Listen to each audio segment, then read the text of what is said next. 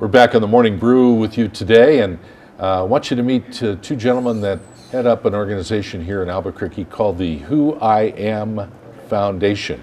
The president is right here in the middle, Keith Collier, and our Chief Operating Officer of the Who I Am Foundation is Anthony Freeman. Welcome to both of you. Thank you. Thank you for having me. Thanks for being here this morning. Aaron, you know about this foundation a little bit, don't you? A little bit? A little bit. Yeah. From what I've read.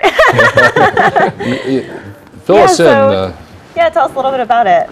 Well, Who I Am Foundation, we're pretty much a community advocate. And the biggest thing is there's a lot of organizations out here in the community. And what we want to do is ensure that we're aiming at all the right things. So our goal is to define situations that are going on. So we have triennial campaigns. And our triennial campaigns are brought up by the community. So whatever the issues are. In 2013, we had 2 campaigns because one went consecutive, which was anti-bully. So it was a teen bully campaign. Great campaign to have. Yeah, it was, we had a lot of, suicides and stuff like that from younger individuals for bullying and cyberbullying because social media is so big now. And then after that, we had our teen pregnancy because Albuquerque at that time was #1 when it came to teen pregnancy and #1 when it came to abortion. So we felt that if we were able to cut back on teen pregnancy, we'd be able to cut back on abortion at the same time. So we're trying our hardest to aim at all the important issues that a lot of other individuals don't want to aim at because it's, parents are, they're scared. They don't want to, don't say that, but it's either we say it or we don't say it. And if we don't say it, we're going to continue to be where we're at. So we have to aim at those important topics. So these topics are aimed towards teenagers then? Teenagers, children, we really want to get the children. I mean, that's the important goal. However, we don't, we try to aim at everyone, so if adults come in, we do have adults that come in that want help and we help them. So we're not discriminatory on who we help, we're helping everyone. So, but we do predominantly go for children. That's great. To help children, do you have to go through the parents?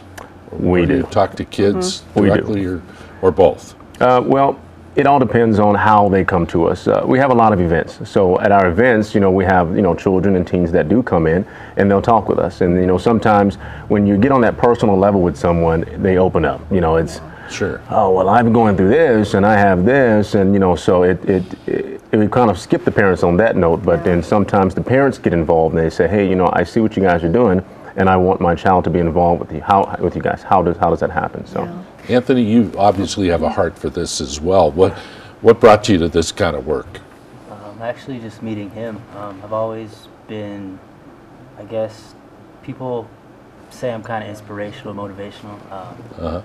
So I initially was going to start another organization that was more so like going to different clubs and schools and doing motivational speaking and stuff. And then I met him and, he told me about the mission of the foundation. It kind of just... really just joining the foundation helped me figure out who I was and it really helped me find my niche in helping people. Sure. Now, do you all get a lot of referrals from parents or teachers, schools for students? We're actually pretty active in Albuquerque public schools, holding assemblies, after school programs, stuff like that. Wow, that's really great. So what kind of events do you have? Do you have presentations, like one-on-ones with people? We try to do it all. I mean, we have things like teen dances. We have a teen dance actually coming up this weekend. We have, what else do we have? We have drives. We do a lot of drives because, one of the things that I like to do is I don't want to just sit complacent and have individuals donating to us. I like the volunteers to be out there to show face, to show that we're not just sitting in the back, asking for stuff. We're out there as well, whether it's cold, whether it's hot. This summer, the past summer, we had a lot of car washes. So a lot of our volunteers were, sun tanned up, and blistering up. But it's the fact that we're out there and we're staying proactive in the community. It's one thing being complacent and asking, but there's another thing with being proactive in the community. So we can, individuals can see that there is other stuff to do. So as far as drives and stuff that we do, car washes, even just to, show face, the individual dances, teen dances, our networking events and things like that. It takes a lot to organize that stuff. It does. It's a headache. It is. It's logistically, it's tough. It is. It is. When you have volunteers that are willing to help, and you have individuals in the organization that have a passion for it as well, that love it, it makes it easier. There's a lot of individuals that want to help, and a lot of times they don't know how to.